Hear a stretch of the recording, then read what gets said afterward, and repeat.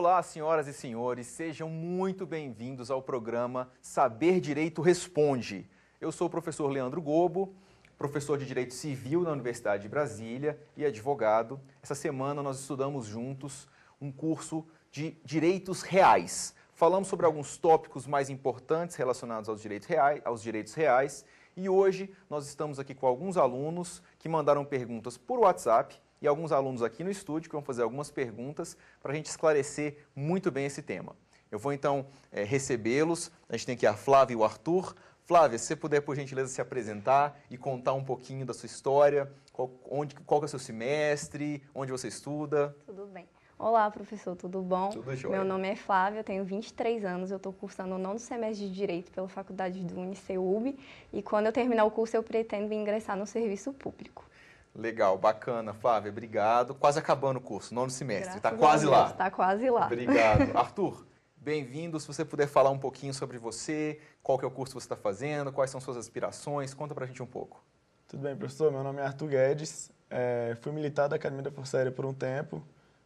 Logo após, tive a oportunidade de ir para a UNB, onde eu cursei Economia por 2 anos. E em seguida, atualmente, estou cursando Direito, estou no 4º semestre. Obrigado, Arthur. Sejam bem-vindos, Arthur, Flávia. Muito legal, Economia e Direito. Vamos lá para as perguntas. O que vocês tiveram de interessante? Flávia, vamos começar com você. Como que eu posso te ajudar? Tá bom. Professor, a modalidade de uso capião extrajudicial presente no artigo 1701 do novo CPC contempla todas as modalidades existentes de uso capião? Joia, Flávia. Muito obrigado pela pergunta. A pergunta que a Flávia está fazendo agora é uma pergunta relacionada ao uso capião extrajudicial, também chamado uso capião administrativo. Esse uso capião, Flávia, ele tem uma característica interessante, que é a necessidade de consenso. Então, ele só pode ser feito, o uso capião extrajudicial, se estiverem de acordo a pessoa que pretende adquirir a área e o proprietário atual. O problema é que na maior parte das vezes não existe esse acordo. Então é muito difícil que se consiga fazer um uso capião extrajudicial. Ainda assim, eu acho que é muito importante e salutar que exista na legislação. E eu entendi sua pergunta. Você me perguntou se todos os tipos de uso capião estão abarcados na uso capião extrajudicial. O ponto, como nós falamos na aula 1 especificamente, é que existem vários tipos de uso capião e alguns com características bem específicas. Por exemplo, o uso capião por abandono de lar, que nós discutimos. É um uso capião em que se tem que verificar quem abandonou o lar, se os requisitos estavam preenchidos, se houve um abandono justo ou injusto do lar. Flávia, não existe na lei nenhuma previsão de restrição a tipos específicos de uso capião. Muito pelo contrário, a lei diz que se analisará o tipo específico e verificará se os requisitos foram preenchidos. Então, a princípio, em teoria, todos os tipos de uso capião são possíveis, são passíveis de serem feitos na modalidade extrajudicial. A princípio, sim. Muito embora, sem dúvida, a depender do tipo de uso capião, vai haver um problema. E eu acho que a solução, ao final, é a ida para o judiciário. Se não se conseguir chegar a um acordo, acaba sendo para o judiciário. O tabelião encaminha o pedido para o judiciário, faz-se a emenda da inicial e continua essa discussão no judiciário. A princípio, sim, mas é uma boa pergunta e depende da situação. Obrigado. Arthur, vamos lá, qual que é a sua pergunta? Considerando seu background em economia e direito, como é que eu posso te ajudar? Quais são as dúvidas? Então, professor, minha questão é, se determinado particular, sabendo da futura construção de um shopping em uma localidade, compra um lote antecipadamente visando a sua futura valorização, ele efetua a compra, só que depois de determinado tempo decorrido, o poder público, acreditando que aquele imóvel não está cumprindo a sua função social, passa a requerer diligências de particular para que eles tomem providências. A minha questão está centrada exatamente na dicotomia existente entre a autonomia que o particular deve ter sobre o seu imóvel e essa necessidade da função social que o imóvel deve exercer. Como que funciona essa dualidade? Obrigado pela sua pergunta, Arthur. É uma boa pergunta, uma pergunta complexa, tá? Que envolve vários elementos e a gente tem que primeiro começar a analisar as expectativas constitucionais com relação à função social da propriedade. Tá?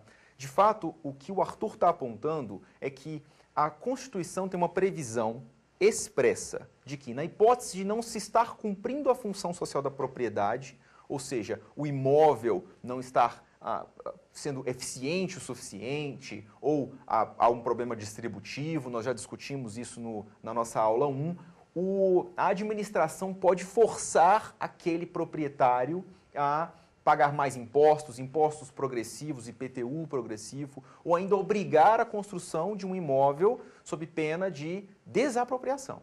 Tá? E o que acontece é o seguinte, esse é o grande problema da função social do contrato. É uma questão muito interessante, pensar no social e pensar no coletivo. O problema que nós temos é a falta de critérios objetivos para sua determinação.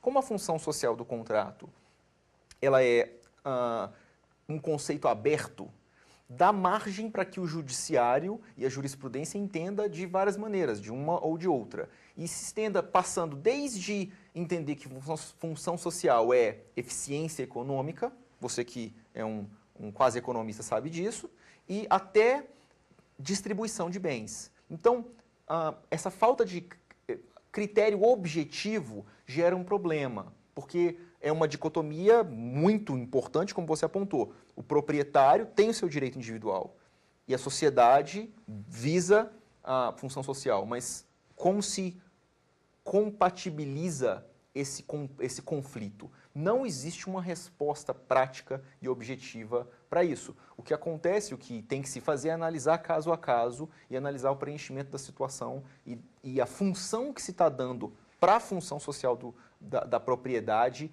caso a caso. Tá? No seu exemplo específico, o exemplo específico do Arthur foi um exemplo em que um indivíduo comprou um imóvel para guardar a valorização porque um shopping estaria sendo construído.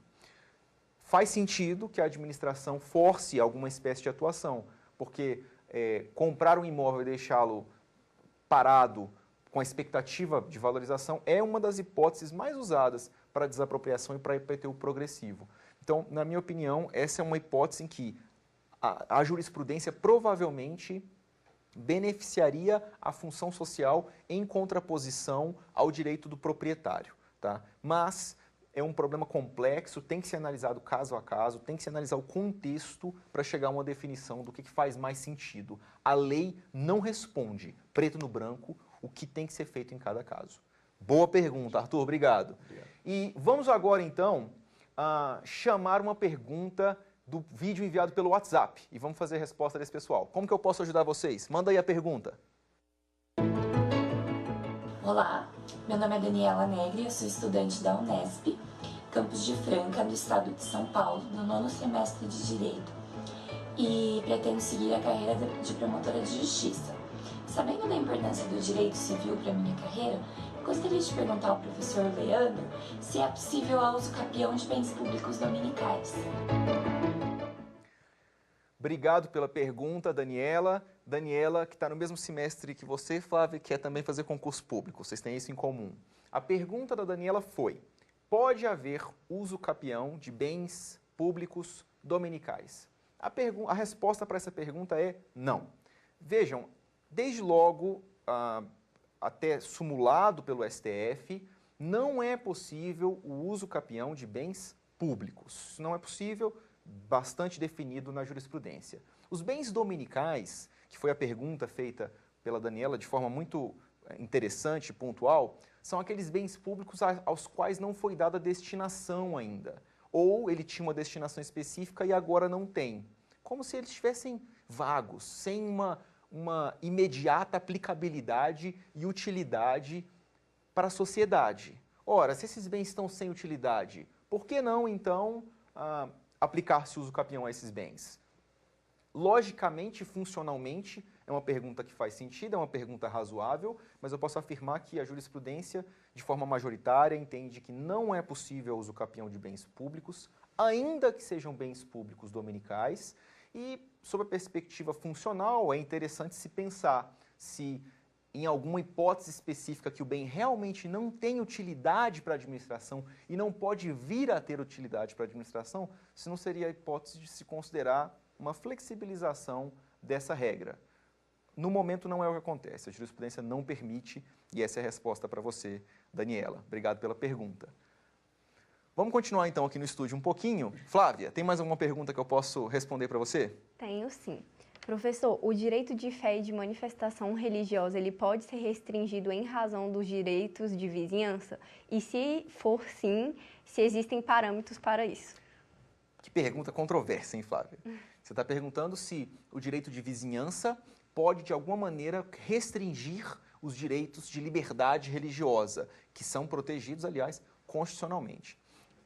É uma excepcional pergunta, a pergunta feita pela Flávia, e a gente está diante, obviamente, de um conflito de interesses. Por um lado, nós temos o interesse e a liberdade religiosa, garantida constitucionalmente. Por outro lado, nós temos os direitos de vizinhança, que garantem, como nós estudamos na aula 2, a qualquer um a sua segurança, sossego e saúde. Será que, se eles entrarem em conflito, o direito de vizinhança pode vencer? A resposta é sim. É possível imaginar-se um contexto em que isso aconteceria, porque os direitos e liberdades não são absolutos e irrestritos. Quando se começa a abusar e violar o direito de outro, então esse seu direito tem que ser contido. Vou dar um exemplo específico que pode ilustrar a situação. Tudo depende, obviamente, como nós dissemos até na aula, e está escrito na lei, de contexto, de zoneamento, de expectativa média de uso normal e anormal da propriedade. Então pensem comigo, imaginem uma igreja milenar, centenária, que se encontra encravada em meio a prédios residenciais ou a casas, e esta igreja toca o seu sino todo dia às 18 horas, há centenas de anos. Não é razoável esperar, independentemente do horário, que uma pessoa que se mude para aquela região impeça a igreja agora de tocar o seu sino. O contexto todo e até a pré-existência daquela situação não permite essa restrição. Vamos pensar num outro exemplo. Imagine uma área residencial, zoneada como residencial, que não tem nenhum templo, nada em volta. Uma das casas decide que agora será um templo de uma religião específica, cujos encontros acontecem às 2 horas da manhã e envolvem gritar a Deus pelo perdão às 2 horas da manhã, de 2 às 3 da manhã, acordando todo mundo nas residências em volta. Sem qualquer crítica a qualquer tipo de religião, parece que em uma hipótese como essa seria possível imaginar, Flávia, que se o contexto não esperava uma interrupção como aquela, se um uso normal não é razoável naquele contexto e para aquela região e para aquele zoneamento, então você pode sim obrigar aquele templo com essa religião específica que mude de lugar. Veja que se alguém tem uma religião que funciona dessa maneira, não tem nenhum problema, todo mundo tem direito de liberdade religiosa e pode usar sua religião, pode ter uma religião com o rito que quiser, não tem problema. Agora, nessa hipótese, no exemplo que eu dei, esse rito está chocando de forma exagerada, exacerbada com o direito de silêncio e sossego do proprietário do imóvel. Então, nessa hipótese, faz sentido que um dos direitos seja, pelo menos, contido, e nessa hipótese seria o direito de religião. Muito boas as perguntas, vamos continuar daqui a pouquinho, vamos para um intervalo rápido e já continuamos com novas perguntas sobre a nossa aula de direitos reais. Até já!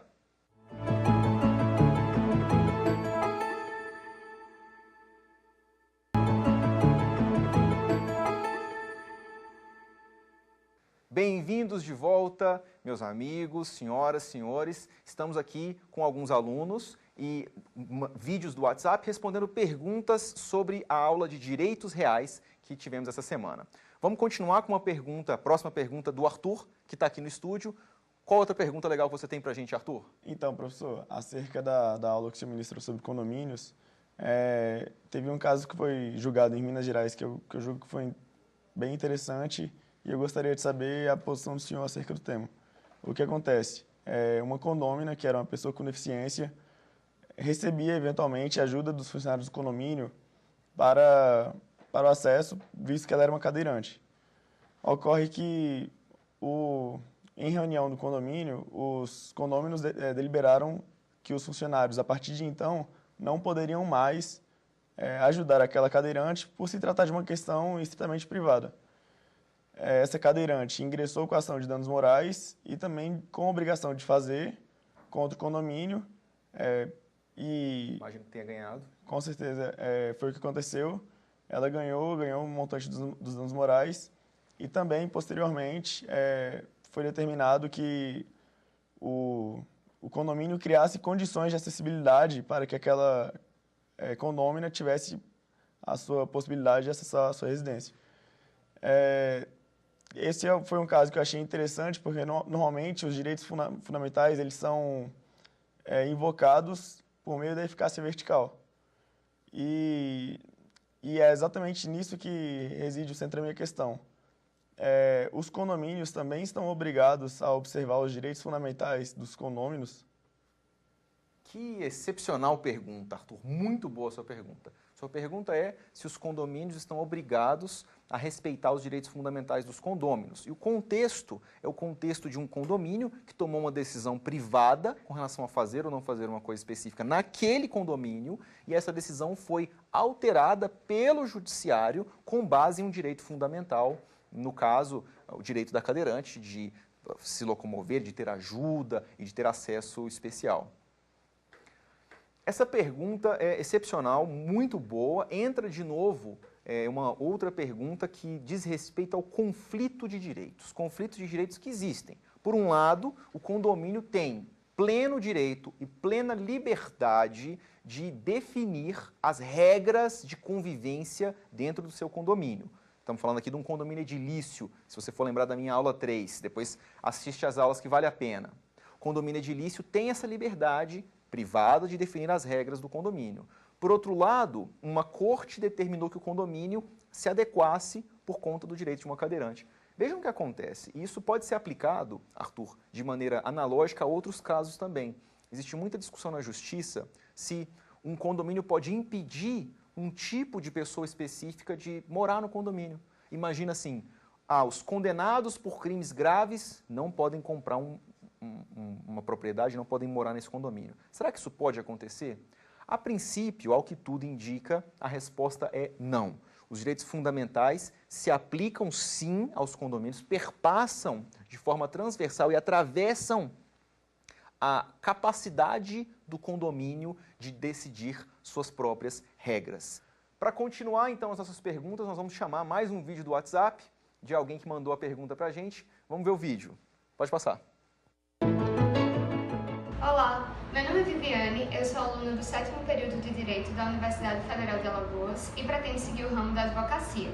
Minha primeira dúvida, professor Leandro, é a seguinte: quando ocorre o ajuizamento de uma ação de reintegração de posse, antes ou durante o curso de uma de uso capião, é possível considerar que a posse do imóvel uso capiendo não é mansa e pacífica, portanto, há possibilidade de deferimento da ação de uso capião?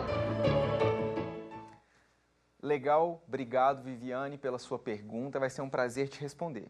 A Viviane perguntou se o ajuizamento de uma ação de reintegração de posse é capaz de interromper a contagem do lapso temporal do uso capião. A resposta é sim. Nós não entramos em tantos detalhes de uso capião, mas eu posso contar para você que os requisitos do uso capião são posse ad uso capionem, um termo latim para posse que tem os requisitos do uso capião, e lapso temporal. A posse ad uso capionem, essa posse que tem característica de resultar na uso capião, é uma posse que deve ser mansa e pacífica, uma posse incontroversa. Obviamente que o protocolo de uma ação ou o ajuizamento de uma ação reivindicatória ou uma ação de reintegração de posse demonstra que o proprietário não se encontra tranquilo com a relação àquela posse da pessoa que pretende a uso capião. E interrompe sim o lapso temporal. Mas, se esse ajuizamento, se a citação acontecer depois do prazo, cumprido já o prazo do uso capião, então ainda assim será possível, porque a uso capião ela é meramente declaratória. Quando se ajuiza uma ação de uso capião, e pode-se fazer o argumento do uso capião até em defesa, quando se faz isso, se pede que o juiz dê uma sentença declaratória do uso capião e não constitutiva. Então, se essa manifestação contra a posse, que era mansa e pacífica, acontecer depois do prazo legal para que o usucapião fosse concluído, então o usucapião vai ter ocorrido. Muito obrigado pela pergunta. Vamos voltar para o estúdio então um pouquinho. Flávia, manda mais uma pergunta, vamos lá. Então, professor, como forma de atenuar os efeitos da inadimplência, o condomínio pode estabelecer um sistema de benefício às pessoas que pagam antecipadamente a cota condominial? Como desconto de pagamento desconto de pagamento no prazo? Isso. Ótima pergunta, Flávia. Que pergunta prática, excepcional. Pergunta que está no dia a dia de todo mundo. A pergunta da Flávia é: o condomínio pode oferecer desconto para o pagamento feito em tempo? A resposta é sim, mas eu vou só levantar um detalhe dessa sua pergunta. O desconto dado para o pagamento, ele tem que ser feito dentro dos termos legais e jurisprudenciais. No fundo, sob uma perspectiva prática, o desconto para pagamento no prazo e a multa por pagamento fora do prazo são exatamente a mesma coisa, com roupagens diferentes, com enquadramentos diferentes, sanções negativas e sanções positivas. O que acontece muitas vezes é que o condomínio e até contratos no geral usam a sanção positiva, que é o desconto para pagamento antecipado ou para pagamento no prazo, para burlar os limites legais de multa previstos em jurisprudência. Você não pode dar um desconto de 50% para o pagamento no prazo, porque isso é o mesmo que seria de que uma multa de 50% no caso de pagamento fora do prazo. E isso estaria violando as regras aplicáveis no assunto. É uma boa maneira de conseguir que os condôminos sejam adimplentes, que afinal de contas esse é um dever importantíssimo do condômino, mas tem que observar a regulamentação, tem que observar os limites legais e os limites definidos em jurisprudência para o tema. Mas legal, boa pergunta, bem prática. Arthur, vamos lá, manda mais uma pergunta. Suas perguntas são sempre ótimas, bem elaboradas, extensas. Como que eu posso... Faça uma pergunta bem econômica para a gente aproveitar seu background. Entendi. Professor, agora, acerca das garantias reais, é uma pergunta mais voltada para a área da economia, exatamente. Ótimo, perfeito. As garantias reais, elas exercem um papel muito importante, tanto na microeconomia como na macroeconomia, visto que, tendo o credor mais segurança no retorno dos seus investimentos, o número de empréstimos em circulação vai aumentar. Com maior renda em circulação, são reduzidas assim as taxas de juros. Em outras palavras, a gente vai ter um capital mais barato. Sim. E isso é muito bom para a economia de um país, para o desenvolvimento da economia. Com certeza.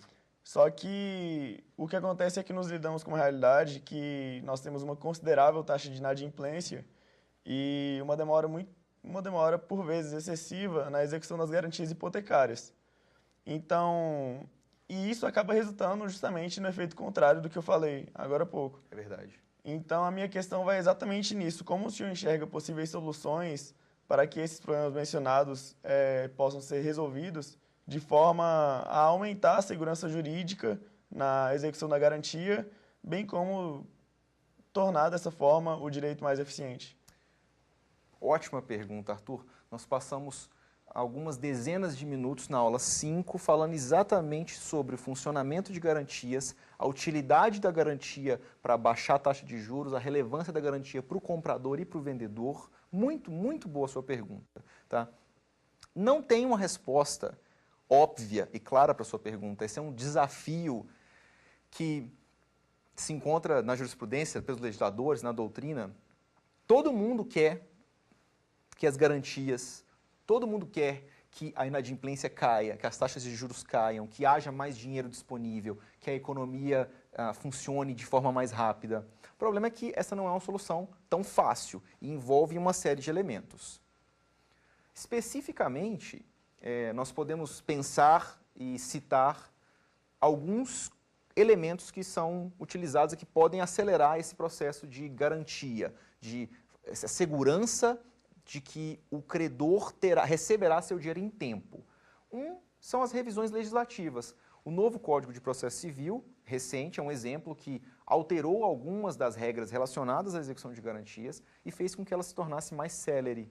Outro exemplo que eu posso dar para você, Arthur, é a própria alienação fiduciária. Então, a criação de mecanismos legais de garantia que são mais eficientes per se, dado o sistema. Nós discutimos isso longamente na aula 5, quando eu estava falando sobre a diferença entre alienação fiduciária e os direitos reais de garantia típicos, hipoteca e penhor. A alienação fiduciária é mais eficiente, e aí o mercado tende a se voltar para a alienação fiduciária. E isso é bom para o credor, obviamente, porque ele tem uma garantia maior, mas é bom para o devedor também, porque, em teoria, esse devedor vai ter uma taxa de juros menor, vai ter acesso a mais capital e vai ter uma maior circulação de dinheiro na economia. Muito boa sua pergunta. Obrigado, Arthur.